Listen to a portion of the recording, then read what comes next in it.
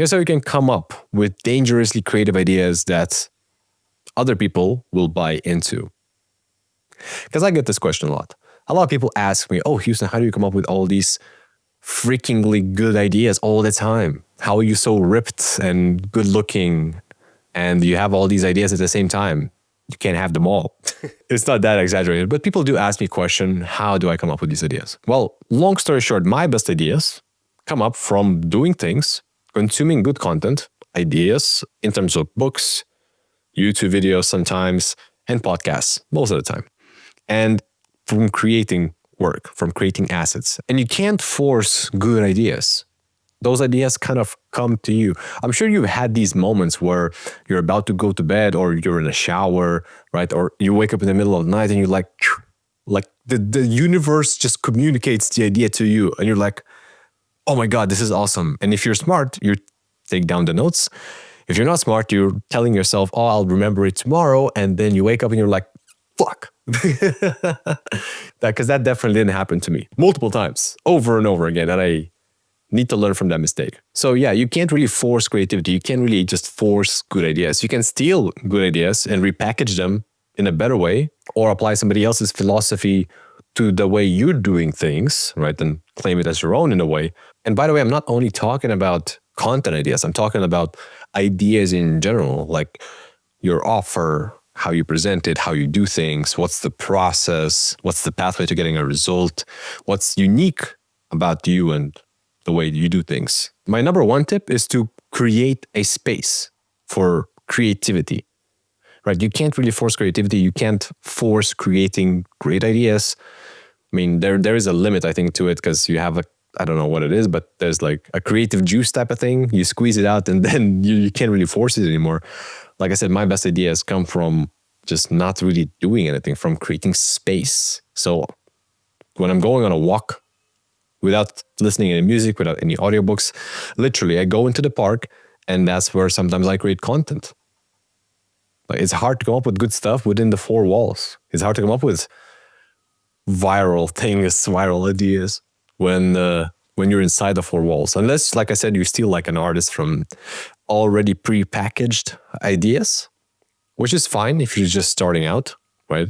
You have something unique to yourself, or I mean, you want to kind of kickstart your growth, then you can go look at your competitors at their best performing content and just kind of steal like an artist with your own little twist, all right? Though you don't want to become a bootleg version of them. What do I mean by bootleg? It's like copy paste. But humans learn by imitating others. So it's okay, I guess, at the start, but don't expect like amazing results, right? Don't expect to create movements, right? Because value and information doesn't create movements. If you look at the history of humankind, it's always philosophy ideas, right? Philosophy ideas and the way the people view the world. Let's talk specifically about content ideas. If you want content that converts people, that creates movement, you need to start painting an enemy. You need to have an enemy. Why do you do things that you do? Who is standing in the way of you doing things? Right? So for example, if you look at the way my narrative right now is crafted, it's $1 per follower, right? I have this big audience, but I'm not really making that much money.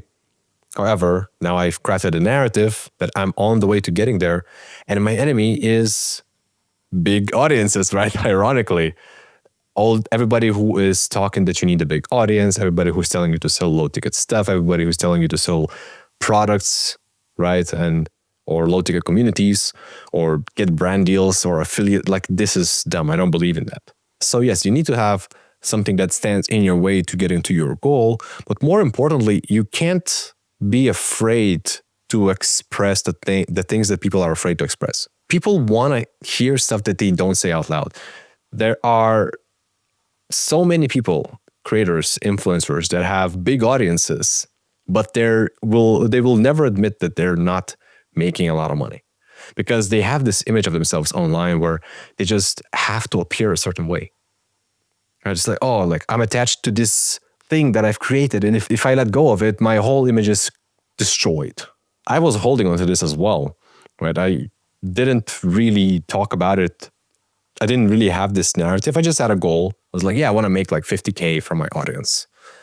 But By crafting this narrative of, okay, I want to make $1 per follower from my audience, which is quite achievable generally, if you know what you're doing, that's when I express the feelings that a lot of these creators that have even 10,000 followers and they don't do anything with their audience. I know people that have 500,000 and they're losing money. 500,000 followers and they're losing money. How powerful is that narrative that I have to those type of people? And by the way, the dollar per follower idea, it's not new, but I've heard of it before. I just never used it probably because I didn't believe in it. Right? The certain things had to happen in my life that I had to start believing in it, and it did. Right? And now I crafted the narrative around it. So to wrap this video up, because it's kind of all over the place, as usual, these raw talks are like that. It's not super optimized or cut in a certain way that retains your attention. Like if you're interested in this, you're interested. If not, it's fine. Good ideas come from consuming good content and doing good work.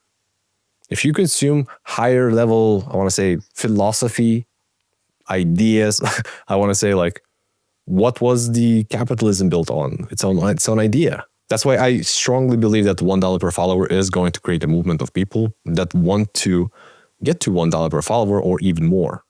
Right? Because building an audience is actually very easy. It's not a hard thing. It's about building a valuable audience. Right? It's the good old saying of 1,000 true fans. Again, another idea, 1,000 true fans. If you have 1,000 true fans and they all drop $10, you make 10K a month. So you could say that $1 per follower is also based on top of that, builds upon the 1,000 true fans. I didn't come up with 1,000 true fans, right? It's an old idea that I'm sure everybody heard of. So yeah, your best content is going to come from doing things and reflecting upon those things. Or just generally reflecting on the things that, the way you view the world, the way you solve problems, right? This is one of the first things that we do inside my community when it comes to content strategy. I tell people, well, what do you believe in? Right? Let's kind of explore that. Let's see where you stand, right? Who you are against, who you are for. Because every single decision in our lives lead us to where we are today. Some sort of video we watched, some sort of podcast we heard, somebody told us something. All of that contributed to where we are today. And if you share your idea, your philosophy, the way they view the world to somebody else, it influences them usually for better, right? You don't want to influence people to be worse. And one more thing, people buy stories, right? They buy narratives. Like I said, they buy philosophies, they buy ideas. They don't buy value or information, right?